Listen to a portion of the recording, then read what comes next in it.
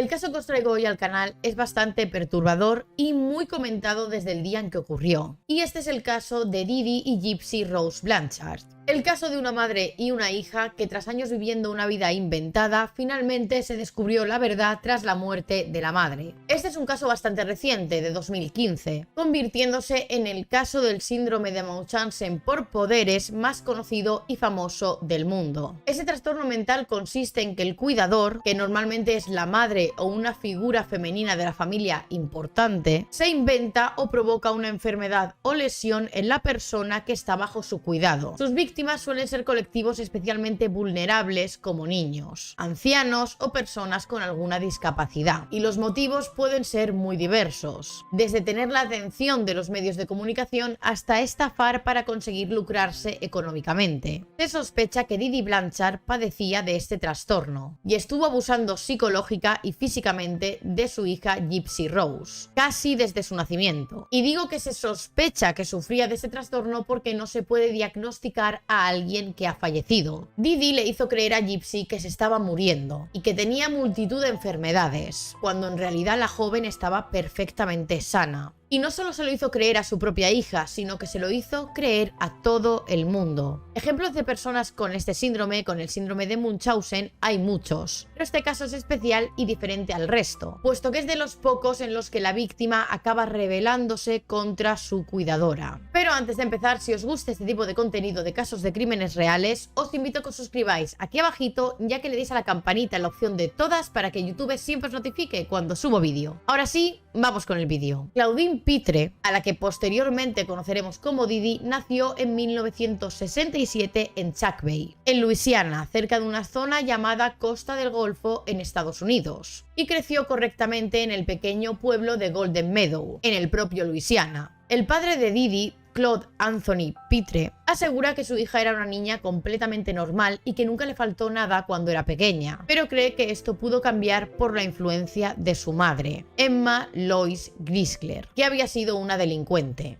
Según cuenta Claude Anthony, Emma se dedicaba a hurtar en tiendas de ropa y le llegó a robar más de $3.000 a su padre, y por todo ello pasó varias veces por los juzgados. Durante su adolescencia, Didi pasó los límites de la rebeldía habitual de esta etapa, entrando directamente en la delincuencia. Se convirtió en una joven soberbia y nada empática, a la que no le temblaba el pulso a la hora de robar a sus propios familiares. Según allegados a la familia, Didi hacía esto cuando las cosas no salían como ella quería. A sus 24 años, Didi conoció a Rod Blanchard, un joven de tan solo 17 años. Se gustaron, quedaron unas cuantas veces y empezaron a salir. Al poco tiempo de empezar esta relación con Rob, Didi se quedó embarazada, algo que ninguno de los dos tenía planeado. En este contexto, los dos pensaron que lo mejor sería casarse, y desde este enlace, Didi adoptó el apellido Blanchard. Sin embargo, como suele ocurrir cuando te casas por obligación y no por amor, el enlace no duró demasiado y acabaron divorciándose antes incluso del nacimiento de su hija. El que dio el primer paso para divorciarse fue Rob, que se dio cuenta que se había casado por las razones equivocadas. Así, el 31 de julio de 1991 nació Gypsy Rose Blanchard. A la pequeña le pusieron este nombre tan pintoresco porque a Didi le gustaba el nombre de Gypsy, y Rob era fan de la banda de música de Guns N' Roses. A pesar de que los padres de Gypsy estaban separados y de que ella vivía con su madre, su padre siempre intentó estar involucrado al máximo en los cuidados de la pequeña. Cuando nació, Gypsy era una niña completamente sana, aunque con tan solo 3 meses su madre empezó a decir que la niña tenía apnea del sueño. Llevó a su hija varias veces al hospital, donde le hicieron pruebas y monitorizaron su respiración en busca de alguna afección e intentar encontrar el motivo de esta posible apnea. Pero los profesionales sanitarios concluyeron que la niña estaba bien. Pero para Didi, los médicos estaban equivocados y se encargó de que su familia no se enterara de los resultados de las pruebas que le habían hecho en el hospital. Todos la creyeron, puesto que Didi era auxiliar de enfermería, así que no cuestionaron su relato. Si ella decía que su hija estaba enferma, tendría que ser real. Conforme pasaron los meses y los años, la salud de Gypsy fue empeorando según su madre, ya que según Didi, la niña sufría de una enfermedad cromosomática sin identificar. Y esto se supone que sería el origen de todos esos presuntos problemas de salud. Llegó un momento en el que Didi dijo que su hija tendría distrofia muscular y que por eso necesitaba ir en andador. La distrofia muscular es una enfermedad provocada por un defecto en los genes, que provoca que poco a poco la movilidad de la persona afectada disminuya y poco a poco se le irían dificultando las tareas de la vida diaria. Cuando Gypsy tenía 7-8 años aproximadamente, estaba montando en la moto de su abuelo cuando tuvo un pequeño accidente. Gypsy se hizo una simple rozadura en la rodilla, pero Didi contó que al llevarla al hospital los médicos le dijeron que tendría que llevar silla de ruedas, y el uso de esta silla de ruedas también lo justificaría como parte de un empeoramiento de esa distrofia muscular que se supone que Gypsy sufría. En el año 1997 fallece la madre de Didi, mientras estaba al cuidado de esta. Y es que familiares de Didi aseguran que ella podría haber matado a su madre por inanición, es decir, por no darle de comer. Laura Pitre, la madrastra de Didi, diría años después que Didi dejaba a su madre sucia y pidiendo comida. Gypsy iba en ocasiones con sus padres a eventos de los Juegos Olímpicos Especiales. Los Juegos Olímpicos Especiales es una organización deportiva internacional que organiza eventos deportivos con personas discapacitadas, sobre todo en personas con discapacidad intelectual. El objetivo es que estas personas desarrollen sus habilidades sociales y su confianza a través del deporte. Esta organización fue fundada por la hermana del presidente John F. Kennedy, Eunice Kennedy, ya que su hermana Rosemary tenía una discapacidad. Es a partir del año 2001 cuando Didi empieza a mentir sobre la edad real de su hija Gypsy. Porque si Gypsy nació en 1991, para esa fecha, para el 2001, debería tener 10 años. Pues Didi decía que su hija tenía solamente 8 años. Además, ese año Gypsy fue nombrada reina honoraria del Crewe de Mid-City, un desfile para niños que se llevaba a cabo durante la fiesta del Mardi Gras de Nueva Orleans. Gypsy ya había dejado de ir al colegio tras el segundo grado, es decir, aproximadamente a los 8 años. E incluso se piensa que la pequeña ya dejó de ir a clase desde el jardín de infancia, en torno a los 3 o 4 años. Y es que Didi optó porque su hija recibiera la educación en casa, debido a que sus enfermedades eran muy severas. Con el tiempo se ha pensado que esto era una forma de aislar a su hija para poder continuar con el abuso. Y esto es algo muy típico en este tipo de abusos. Aislarla para que nadie se dé cuenta de lo que se está haciendo y de lo que realmente está pasando. Cuando el padre de Gypsy Rose se volvió a casar, Didi se mudó con su padre y su madrastra. Según ambos, Didi, mientras preparaba la comida para su madrastra, le echaba herbicidas, en concreto uno de la marca Roundup, cuyo principal principio activo es el glifosato, considerado un químico bastante controversial por numerosos motivos. Esta intoxicación por glifosato llevó a Laura, la madrastra de Didi, a enfermar durante el tiempo en el que Didi vivió con ellos. Durante este tiempo, Didi cometió varios delitos menores y fue arrestada en varias ocasiones. Entre estos delitos estaba el de escribir cheques sin fondo. Debido al estado de salud de Laura y a las sospechas que la familia de Didi tenía de que era Didi quien había acabado con la vida de su propia madre, empezaron a hacerse preguntas sobre la salud y los tratamientos de la pequeña Gypsy, ya que empezaban a sospechar que posiblemente la pequeña no estaba tan enferma como su madre hacía ver a la gente. Y Didi, ante estas acusaciones, decidió mudarse de casa con su hija a Slidell, en Luisiana. Y casualmente, cuando Didi se mudó y dejó de vivir con su padre y su madrastra, Laura se recuperó por completo. En Slidell, Didi y Gypsy vivirían en una vivienda pública y podían pagar las facturas gracias a la pensión que le pasaba Rob a Didi por la manutención de Gypsy.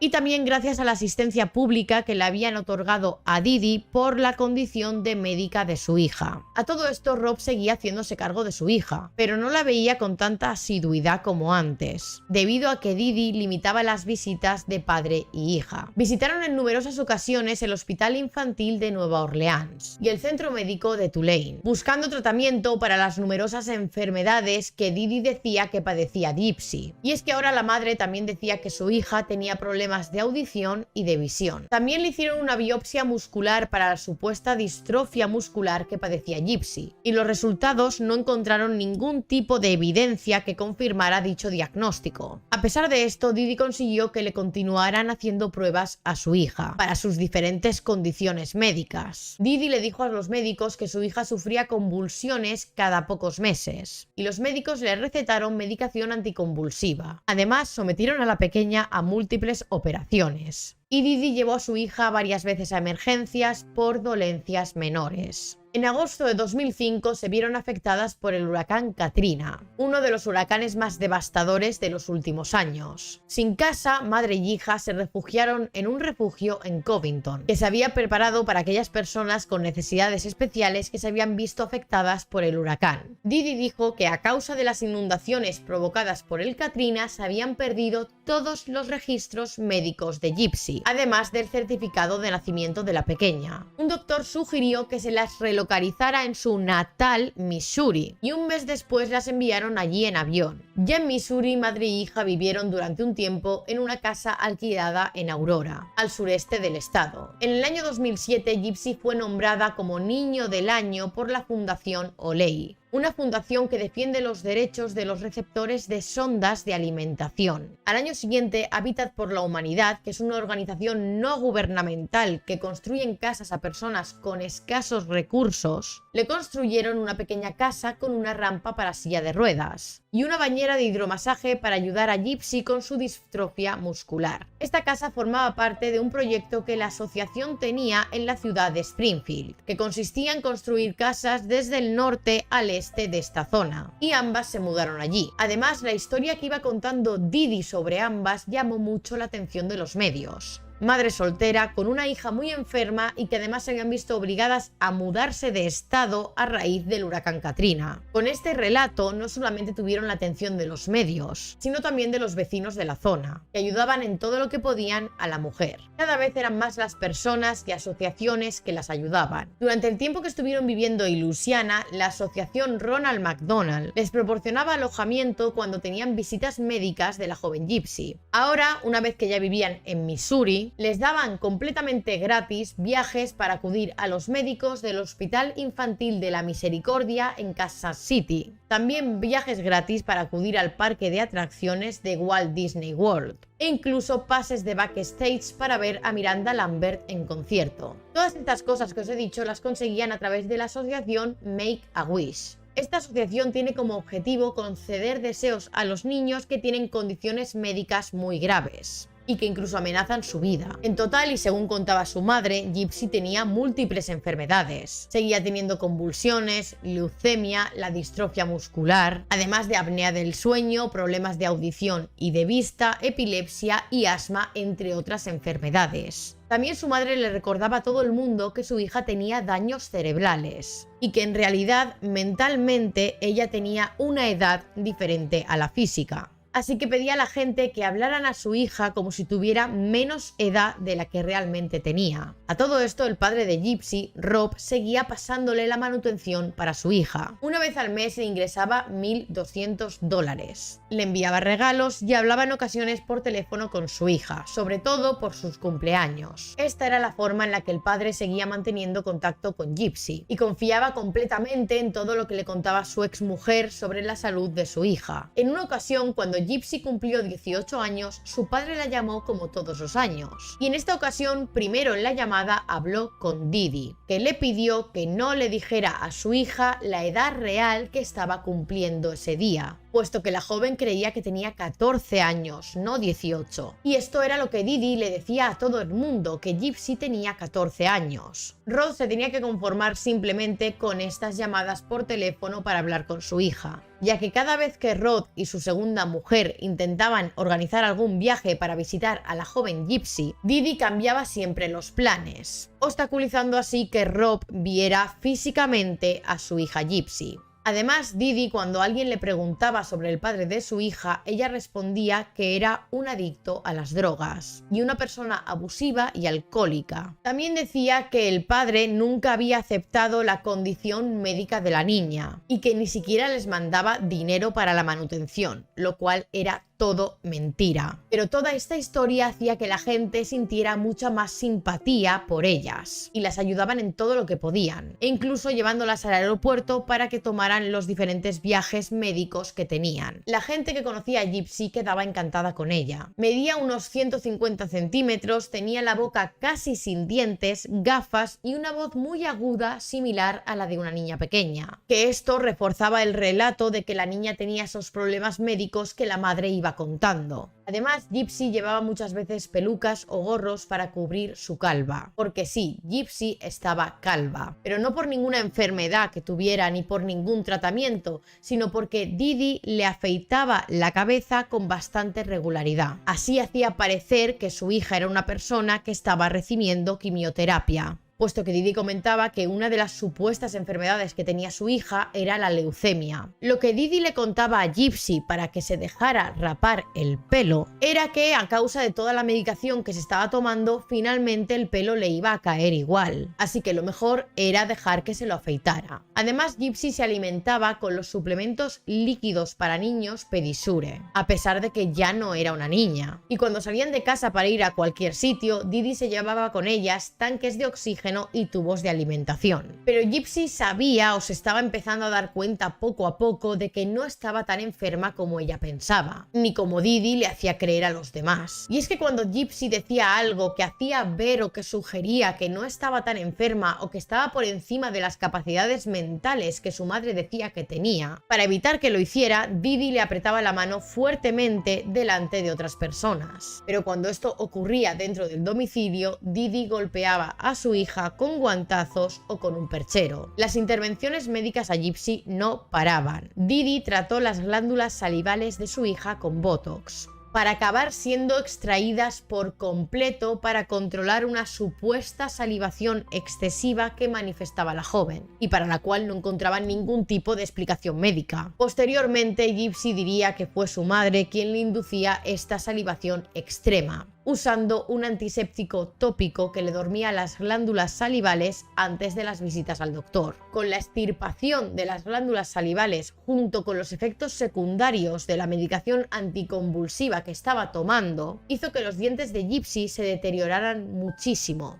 y la mayoría de los dientes frontales de la joven fueron extirpados y sustituidos por un puente. Además, se implantaron tubos en sus oídos para controlar las infecciones auditivas que la joven tenía constantemente. Pero esta situación llamó más la atención de algunas personas, entre ellas la de un neurólogo pediátrico, Bernard Fasterstein. Y es que este especialista visitó a Gypsy en Springfield y dudó del diagnóstico que tenía la joven de distrofia muscular. Así que mandó que le hicieran varias pruebas y análisis de sangre y no encontró nada fuera de lo normal, admitiendo que no encontraba ninguna razón médica que le impidiera a la joven caminar. Además, en una de las visitas de control que le hacía a Gypsy, la vio levantarse y aguantarse de pie. Todo esto delante de su madre. En ese momento, el médico empezó a sospechar seriamente de que Didi estaba contando una historia que no era la real. Así que se puso en contacto con los médicos que, según Didi, estaban atendiendo a la joven. Y ellos le contaron que la biopsia muscular que hace años ellos le habían hecho a la niña había salido negativa, diciendo que no tenía ningún tipo de enfermedad. Así que esto reafirmaba que la distrofia muscular que Didi aseguraba que sufría su hija no era cierta. Y además que los documentos y las pruebas médicas que Didi decía que habían desaparecido a causa del huracán Katrina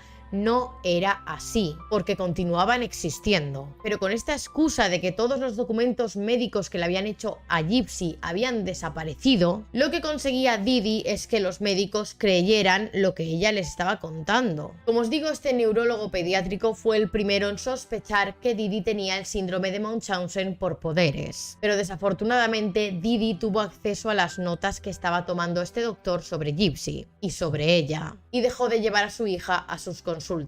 A pesar de estas sospechas, el doctor Fasterstein no denunció esto a los servicios sociales. Él confesó que no lo hizo porque otros compañeros médicos le aconsejaron que tenían que tratarlas bien. Todo esto debido a su historia. Y dudó que las autoridades le creyeran a él cuando fuera a exponer todo lo que sospechaba de una de las familias más queridas de la zona. Pero en el año 2009 la policía recibió una llamada anónima. La persona anónima al otro lado del teléfono le comentó a la policía que Didi había usado diferentes nombres, tanto para ella como para su hija, y que había cambiado incluso la fecha de nacimiento de ambas, y que en realidad Gypsy estaba mucho mejor de salud de lo que se contaba. En base a todas estas acusaciones, unos agentes hicieron una visita de comprobación, y Didi explicó qué estaba pasando, y los agentes la creyeron. La explicación fue que ella había usado esa información errónea y falsa para que su abusivo exmarido no las encontrara ni a ella ni a su hija. Además, los propios agentes confirmaron que vieron a Gypsy Gypsy como una persona mentalmente discapacitada. Con la justificación dada por Didi y la declaración de los policías, el caso se cerró. Y no se supo nunca quién fue la persona que hizo esta llamada anónima. Al parecer, como os digo, Didi había cambiado la fecha de nacimiento de su hija, pasando de ser de 1991 a 1995. Así justificaba que la joven todavía era una adolescente. Gypsy cuenta que en una ocasión sí que llegó a ver su certificado real de nacimiento, a pesar de que su madre le había dicho varias veces que ese certificado se había perdido a causa de las inundaciones provocadas por el huracán Katrina. Desde el año 2001, Gypsy había estado yendo a convenciones de ciencia ficción y fantasía, y en el año 2011 Gypsy intentó escaparse del control de su madre. A este punto, Gypsy ya empezaba a ser mucho más consciente de lo que su madre estaba haciendo con ella. Pero al final Didi la encontró en una habitación de hotel con un hombre que Gypsy había conocido en esa misma convención. Didi le mostró a este hombre un certificado de nacimiento falso de la joven, donde ponía que era menor de edad, y le amenazó con ir a la policía diciendo que lo que estaba cometiendo era un delito, a pesar de que en realidad Gypsy en ese momento ya tenía 20 años. Pero como os digo, según ese certificado falso que Didi presentó, tenía 16. Después de llegar a casa de esa convención, Didi destrozó el ordenador de su hija con un martillo y le amenazó con hacerle lo mismo a sus dedos si intentaba escapar de nuevo. Y además la ató a la cama de pies y manos durante 2 semanas. También Didi convenció a su hija de que había rellenado unos papeles alegando que su hija estaba mentalmente incompetente. Y esto hizo pensar a Gypsy que si intentaba buscar ayuda de la policía nadie la creía, porque a ojos de la ley ella era mentalmente inestable. Pero Gypsy nunca dejó de usar internet y aprovechaba cuando su madre se iba a dormir para evitar la supervisión maternal que ésta tenía sobre ella. Y en algún punto de 2012, Gypsy contactó con Nicholas Godellón. Este joven tenía aproximadamente la misma edad que Gypsy, la edad real, no la que su madre decía que tenía, y vivía en Big Bend, en Wisconsin. Nicholas, por su parte, tampoco tenía una vida fácil. Estaba fichado por una exposición indecente y tenía antecedentes de enfermedad mental. El propio Nicholas estaba dentro del espectro autista, aunque también se decía que podía tener un trastorno de identidad disociativo. El trastorno del espectro autista es una afección que afecta a la manera en la que la persona percibe y socializa con el exterior y con otras personas.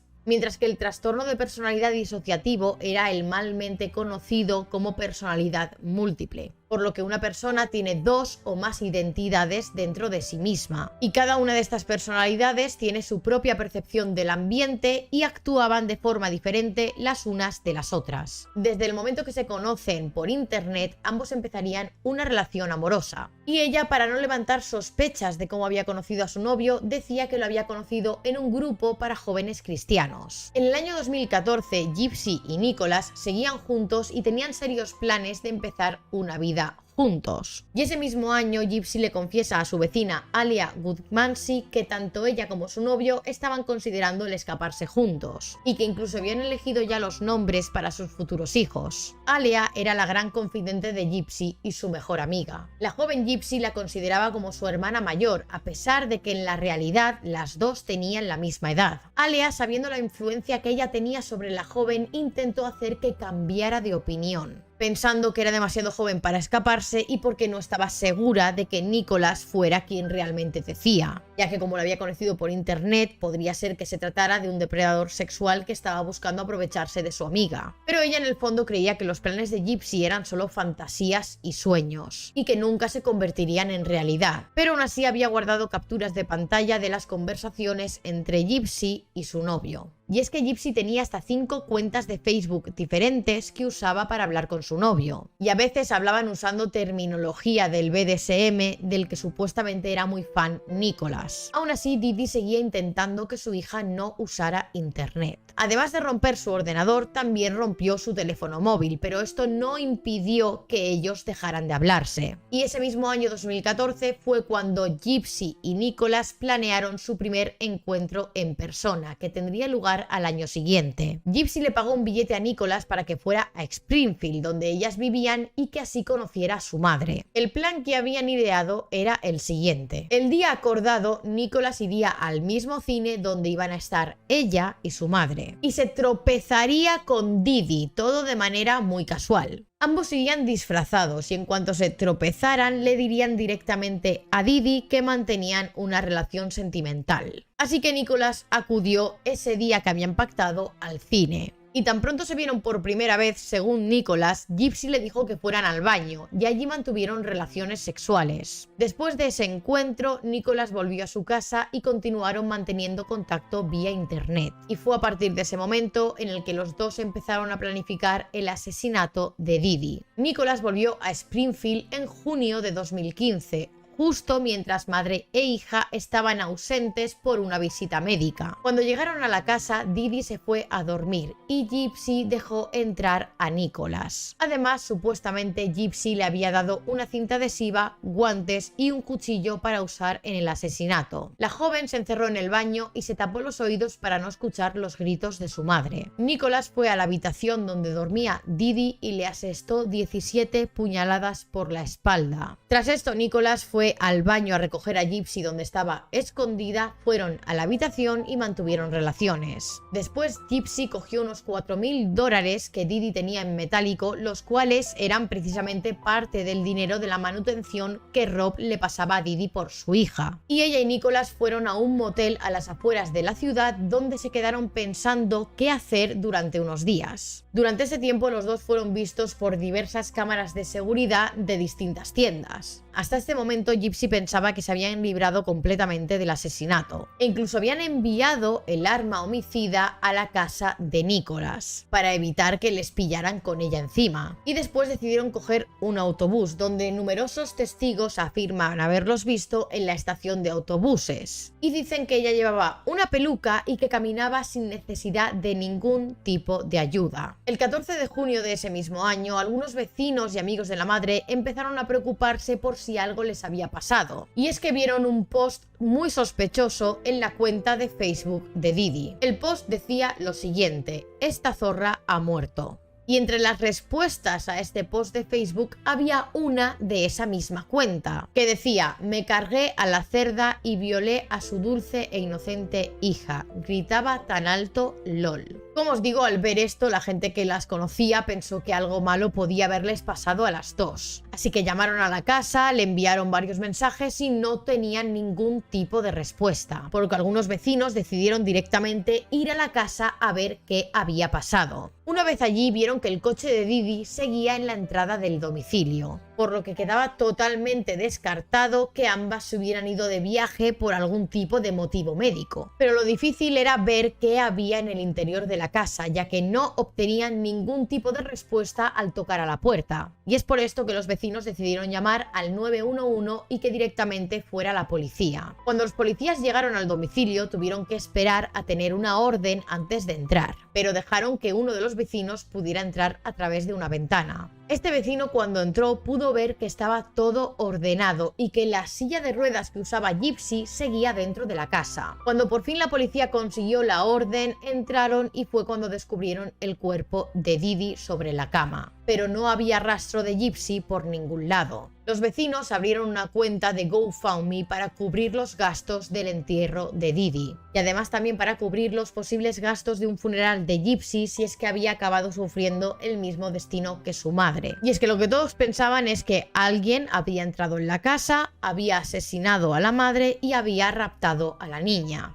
Y además, con todas las enfermedades que se supone que la niña sufría y sin su silla de ruedas, ni sus medicinas, ni sus tanques de oxígenos, ni sus tubos para alimentarse, lo que pensaban es que al final la niña fallecería pronto, si es que no lo había hecho ya. Como os digo, la teoría que barajaba la policía en un primer momento es que habían sufrido un atraco y que se habían llevado a la joven como rehén, aunque esa teoría de la policía tampoco cuadraba mucho porque la casa estaba bastante ordenada. Y es en este momento cuando entra en escena la mejor amiga de Gypsy, Alea Gudmansky. Y es que Alea le contó a la policía que Gypsy tenía un novio secreto por internet. Como os he mencionado antes, Alea no estaba del todo convencida de este novio que tenía su amiga, así que había guardado capturas de las conversaciones que Gypsy y Nicholas habían tenido vía online, principalmente porque ella estaba preocupada de si a su amiga le pasaba algo por culpa de este chico. Es entonces cuando, a raíz de estas capturas, la policía tiene conocimiento de Nicholas. y con esta información en su poder le pidieron a Facebook que rastreara la dirección IP desde donde se había hecho el post de la cuenta de Didi, el que decía "esta zorra está muerta". Y resulta que este post se había hecho desde Wisconsin, donde vivía Nicholas. Así que al día siguiente los policías se presentaron en su casa y allí los encontraron a los dos, a Nicholas y a Gypsy. Ambos se entregaron y fueron puestos bajo custodia policial acusados de un delito de asesinato y de un delito de acción criminal armada. La noticia de que se habían encontrado a Gypsy en perfectas condiciones calmó a la población de Springfield, que ellos se temían que a la niña le hubiera pasado lo peor. Ambos fueron extraditados allí y se limitó su fianza en $1.000.000. El misticismo empezaba a rodear el caso, y más aún cuando el sheriff Jim Arnott en una rueda de prensa dijo que las cosas no son siempre como parecen. Esta sospecha hizo que los medios investigaran a la familia y que se descubriera absolutamente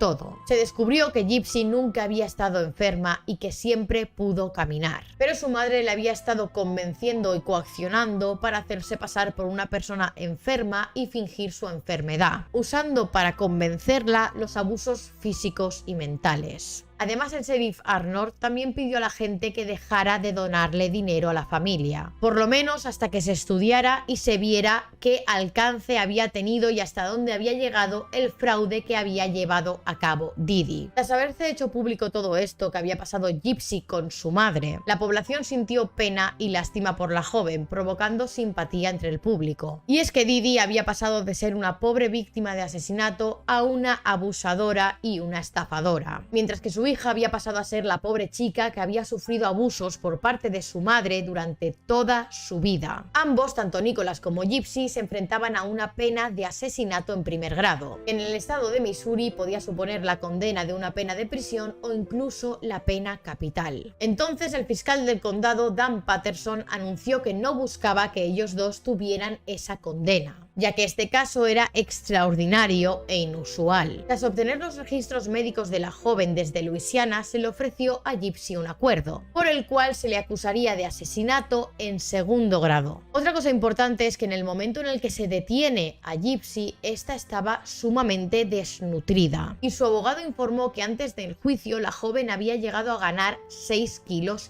de peso. Era algo que le sorprendió mucho, porque en los casos que él había llevado como abogado, sus defendidos normalmente perdían peso durante ese tiempo, pues posiblemente debido a la ansiedad. Sin embargo, Gypsy lo había ganado porque estaba en bajo peso, en desnutrición por culpa de los abusos de su madre, y al haberse deshecho de ella ya había podido conseguir un peso más normal acorde de una chica de su edad.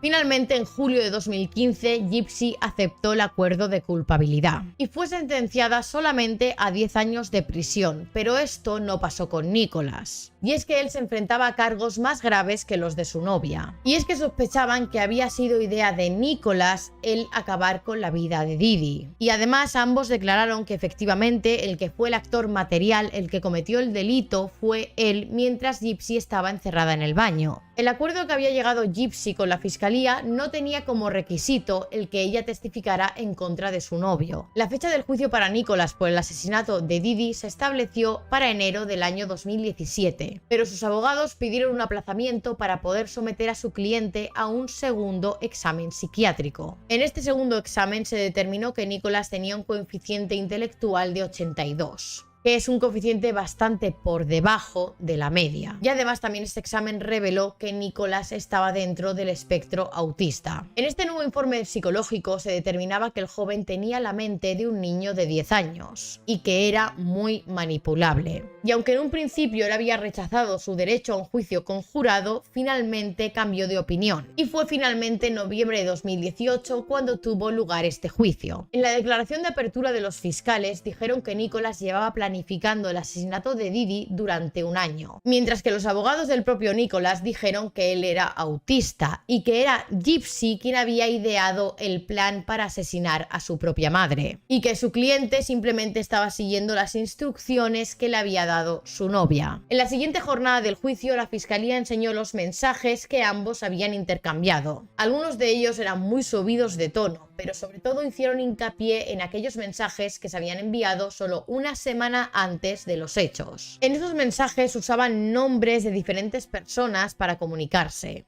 y también enseñaron ahí el arma homicida con el que se llevaría a cabo el crimen. Como os digo, los jóvenes utilizaban diferentes identidades para hablar entre ellos. Gypsy adoptaba en estos chats el nombre de Kitty la niña o el de Ruby para hablar de temas más oscuros y subidos de tono con su novio. Él, por el contrario, decía que tenía múltiples personalidades y que alguna de ellas disfrutaba matando. Además, en los chats a veces a sí mismo se refería como el asesino a sueldo de su novia. En algunos de los mensajes que enseñaron, Nicholas le pedía a Gypsy que le hablara con detalles de la habitación de su madre y de sus hábitos de sueño. Esto además fue respaldado por el vídeo del arresto de los jóvenes donde confesaba el asesinato. El turno de testificar de Gypsy tuvo lugar el tercer día de juicio. Ella sí que afirmó haber sugerido a su novio que podía matar a su madre para acabar con el abuso, pero también dijo que había considerado el quedarse embarazada de él para que así su madre, cuando se enterara de que estaba esperando un hijo de su novio, finalmente lo aceptara. Admitió también haber robado de Walmart el cuchillo que sería el arma del crimen, el que Nicholas usó para acabar con la vida de Didi, pero dice que también robó ropa de bebé de este Walmart por si acaso elegían el otro plan, el de quedarse embarazada. Sin embargo, Gypsy dijo en el juicio que su novio no optó por el plan del embarazo, que nunca estuvo dentro de sus planes. Finalmente, tras 4 días de juicio, se mandó al jurado a deliberar. El jurado debía de determinar si Nicholas era culpable de uno de estos 3 tipos de asesinato: asesinato involuntario, asesinato en segundo grado o en primer grado, pero también podían considerarle no culpable. Y finalmente, tras 2 horas de deliberación, el jurado volvió a la sala con un veredicto. Consideraron a Nicholas culpable de asesinato en primer grado y de acción criminal armada. Nicholas fue sentenciado a cadena perpetua en febrero de 2019, que era la máxima condena posible ya que la fiscalía había decidido que no se enfrentara a la pena capital. El joven le pidió al juez David Jones que tuviera benevolencia para la condena por acción criminal armada, ya que él decía que lo había hecho porque se había enamorado perdidamente de Gypsy. Pero el juez no tuvo benevolencia. Además, el juez tampoco aceptó una moción del abogado de Nicholas por la cual se pedía repetir el juicio. Y es que el abogado defensor de Nicholas de lo que se quejaba era de que el psiquiatra del Estado no debería haber testificado, y que quien sí que debería haberlo hecho era el psiquiatra que llevaba la defensa, el cual habría demostrado que Nicholas tenía una capacidad mental reducida. Además, este equipo de abogados dijo que el caso había sido extremadamente mediático, por lo cual era difícil encontrar un jurado que fuera imparcial. Pero el juez denegó esta moción para volver a realizar el juicio, aunque sí que admitió que de cara a un recurso de apelación, el Tribunal de Apelación podía considerar este punto sobre el mal uso de un trastorno psicológico bastante significativo. Las reacciones de los conocidos de Gypsy y Didi no se hicieron de esperar, ya que los vecinos estaban muy sorprendidos al enterarse de todo lo que había sufrido Gypsy por parte de su madre durante estos años. Alea, la mejor amiga de Gypsy, confesó que estaba devastada y muy triste al enterarse de que su amiga nunca estuvo enferma ni que tenía ningún tipo de discapacidad como su madre decía. La madre de Alea también recuerda que nunca había objetado nada de lo que Didi contaba sobre su hija, aunque nunca mostró ningún tipo de prueba sobre esas condiciones médicas que decía que tenía la niña. También el sheriff Arnott, en esa rueda de prensa que dio diciendo que nunca todo es como parece, dijo lo siguiente: la comunidad de Springfield es una comunidad que da, estamos rodeados de personas con amor y finanzas para aquellos que lo necesitan. Sin embargo, muchas veces nos engañan y pienso que este caso es cierto y que es lo que ha pasado. De todas las organizaciones y asociaciones que ayudaron tanto a la madre como a la hija durante estos años, solo una salió a hablar sobre esta situación y fue un representante de Hábitat por la Humanidad, que fue la organización que les construyó la casa. Y es que tanto este representante como algunas personas de la organización salieron a la calle a expresar su tristeza ante esta situación. Pero ¿qué pasó con la familia de Gypsy y Didi? La familia de Didi, que se habían enfrentado ya a ella por los tratamientos que estaba recibiendo su hija, no lamentaron para nada su muerte. El padre de Didi, su madrastra y un sobrino fueron los primeros en hablar de los problemas de salud de la joven cuando ésta empezó a usar silla de ruedas. Y dijeron que Didi se merecía ese final y que Gypsy se merecía el castigo que le habían impuesto. Ninguno pagó el funeral de Didi. Y cuando les dieron las cenizas de su hija a su padre, Estre y su mujer las tiraron por la taza del váter. Por otro lado, Rob, el padre de Gypsy, se sorprendió mucho al conocer la verdad de todo esto,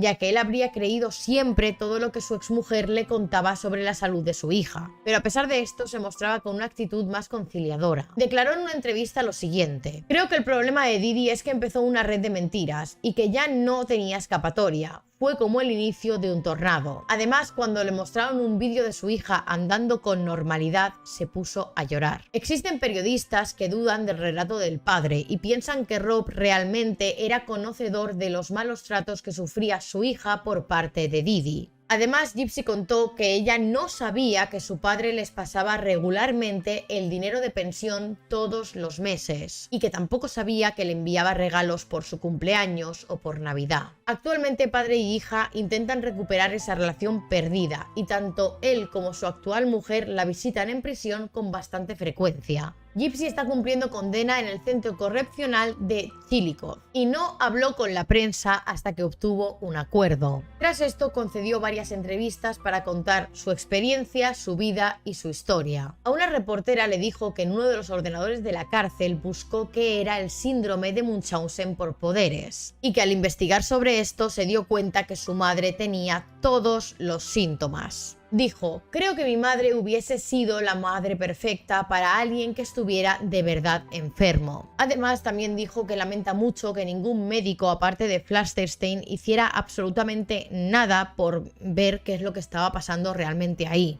Cuando le preguntaron también si había querido escapar con anterioridad de esta situación que vivía, Gypsy dijo que sí, y cuenta que pasó en 2011 durante una convención de ciencia ficción. También admite que fue su novio quien hizo realidad sus planes de asesinar a su madre, y ella acepta haber cometido un delito y que tiene que vivir con las consecuencias de sus actos. También espera que con su historia pueda ayudar a otras personas que estén pasando por lo mismo que pasó ella con su madre. Según varios miembros de su familia, Gypsy muestra los mismos comportamientos psicópatas y manipuladores que su madre tuvo, ya que esta fue su modelo a seguir durante muchos años. El experto Mark Feldman dijo que Gypsy necesitaba toda la ayuda y el apoyo de su familia en lo que fuera posible, porque la joven estaba psicológicamente comprometida por todo lo que había pasado, y además sufría un trastorno de estrés postraumático. Ese trastorno es una enfermedad que se desencadena por una situación aterradora. Durante el tiempo en prisión, Gypsy rompió su relación con Nicholas y empezó otra relación con Ryan Scott Anderson, con quien se casó el 27 de junio de 2022. Y además en diciembre de 2023 tendrá la posibilidad de conseguir la libertad condicional. Pero no solamente se interesó por conocer qué pensaba la gente que había convivido con la madre y con la hija, sino también se quiso saber el impacto que había tenido este caso en la comunidad médica. Sobre todo después de que Gypsy en una entrevista, como os he dicho, hablara abiertamente de las sospechas que el Dr. Flasterstein había tenido sobre su madre. Y es que el Dr. Flasterstein dijo que esta era la segunda ocasión en su vida que se había encontrado con un caso de Munchausen por poderes. También comentó que se enteró de la muerte de Didi y de todo el caso por una enfermera. Dijo que lo único que le salió decir fue: pobre Gypsy, todos estos años sufriendo sin motivo alguno. Además también confesó que él se arrepiente de no haber podido hacer más en su momento. Hay más interpretaciones acerca del papel de este hombre en la historia, sobre todo tras las entrevistas que dio a varios periodistas y medios de comunicación. Algunos lo han tratado como un héroe por ver lo que otros médicos nunca llegaron a ver, y otros han apuntado a la falta de profesionalidad de este doctor al no haber denunciado lo que estaba viendo y no haber avisado a los servicios de protección de menores. Es más, algunos especialistas dicen que en el momento en el que él tuvo indicios de que estaba delante de un caso de síndrome de Munchausen por poderes, debería haber hecho un informe por la propia vida de la joven. Este caso, desde su descubrimiento, ha tenido un gran tirón mediático. Se les han hecho numerosas entrevistas en televisión tanto a Gypsy como a la familia de Didi o al padre de Gypsy, y ha tenido muchísimas adaptaciones tanto en la pequeña como en la gran pantalla. Una de las entrevistas más comentadas fue la que dio Gypsy en el programa del Dr. Phil, que se trasladó hasta la prisión donde está cumpliendo condena la joven para entrevistarla. Esta entrevista se emitió el 21 de noviembre de 2017. En esta entrevista ella decía que cree que su condena es muy injusta y que merecería una condena más corta. Además de que cree que estar en prisión no es el lugar adecuado para recibir la ayuda psicológica que ella necesita. En conclusión, que nadie se diera cuenta de esto fue un cúmulo también de coincidencias. Que la madre usó el paso del huracán Katrina para decir que es que todos los informes médicos que tenía la niña hasta el momento habían desaparecido. Y esto hizo que los médicos que la fueron tratando durante su vida pues creyeran lo que la madre, que además era auxiliar de enfermería, les contaba. Lo cual también fue una negligencia por parte de los médicos, que no deberían simplemente haber creído la palabra de la madre, sino volverle a hacer las pruebas para ver si realmente tenía esos diagnósticos que su madre contaba. Porque por culpa de esto a Gypsy se le hicieron muchísimas intervenciones que no necesitaba. Se le llegó a poner una sonda gástrica para alimentarla cuando ella perfectamente podía ingerir alimentos. Durante años fue en silla de ruedas cuando realmente ella podía caminar, y se le mandaba un montón de medicación que verdaderamente no necesitaba porque no sufría ninguna enfermedad. Y esto con un poco de compromiso por parte de los médicos, si simplemente no hubieran creído la versión de la madre, se podía haber visto. Y además el doctor, que empezó a sospechar que podía tratarse de un síndrome de Munchausen por poderes, tampoco dijo nada, y cuando Didi se enteró de que estaba sospechando esto este médico, directamente dejó de llevar a Gypsy a sus citas con él. Y que si hubieran estado más atentos a lo que verdaderamente parecía que estaba pasando en esa casa, posiblemente Gypsy no hubiera tenido que hacer eso. Y sería Didi quien estaría ahora cumpliendo condena por los abusos que le hizo pasar a su hija durante toda su vida. Evidentemente Gypsy tiene que cumplir condena por lo que le hizo a su madre. Pero aunque no es justificable, sí que es entendible que ella tomara esta decisión a causa de los años de abusos que había estado sufriendo, y que yo creo que lo vio como la única escapatoria para poder salir de ahí. En fin, chicos, hasta aquí el vídeo de hoy. Espero que os haya gustado. Si es así, no olvidéis dejarme un like y suscribiros aquí abajito y decirme en comentarios cuál queréis que sea el próximo caso que os traiga a este canal. Y nos vemos en el próximo vídeo.